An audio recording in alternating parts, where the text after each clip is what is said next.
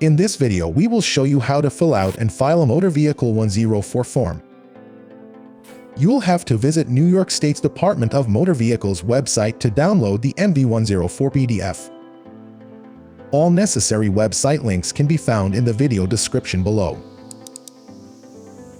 Under Section 605 of the New York State Vehicle and Traffic Law, all drivers involved in an accident where a person is injured or killed, or there is damage to the property of one individual including yourself, in excess of more than $1,000, must file their own accident report within 10 days from the date of accident, or the DMV may suspend your driver's license until your report is received.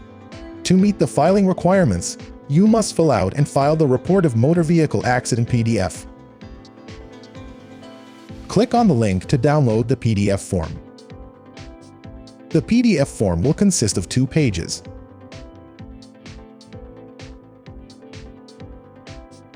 You have the option of filling this form out online, or you may print it out and fill it in by hand with black ink only. Based on our current understanding, there is no way to submit this form online or to email it to the DMV. There are 2 sections to the form, Section A and Section B. Before you start, you will need the following: driver's license information, vehicle registration, and vehicle insurance.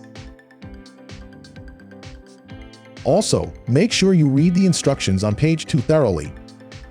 If a question does not apply, enter a dash. If you do not know an answer, enter an X. Remember, vehicle number 1 will be you, while vehicle number 2 is a reference to the other vehicle, bicyclist, or pedestrian involved in the accident. If you scroll down the left margin of page 1, you will see numbers that correspond to the numbers listed in Section A of page 2. Now from the top of page 1, fill out all the information starting from left to right. You will also need to write down the precinct number or the police agency if the police investigated the accident. Note, if an existing police report for the accident exists and you agree with its description of the accident, you do not need to fill out an MV-104 form, as an official documented report already exists. Row 1, Driver. Enter the information for each driver exactly as it appears on their driver's license. Remember, you are the driver of vehicle number 1. Row 2, Registrant. Enter registrant information exactly as it appears on the registration of each vehicle involved in the accident. Remember, vehicle number 1 refers to your vehicle. Row 3, Vehicle Damage.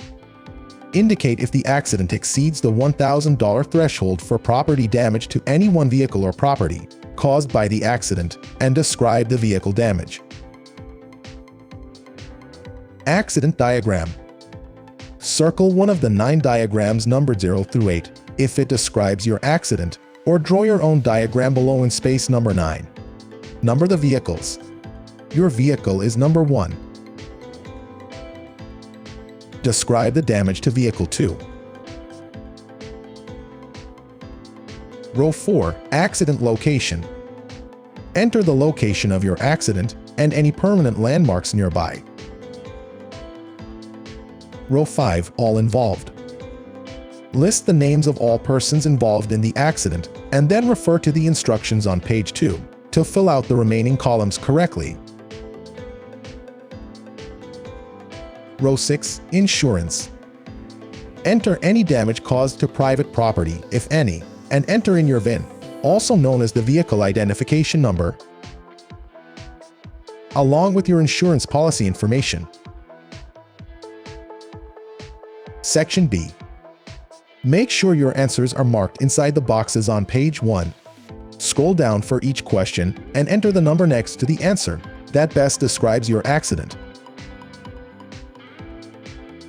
After all the necessary information has been filled out, you will need to date and sign at the bottom of page 1. If you have any other attached reports, be sure to date and sign those as well.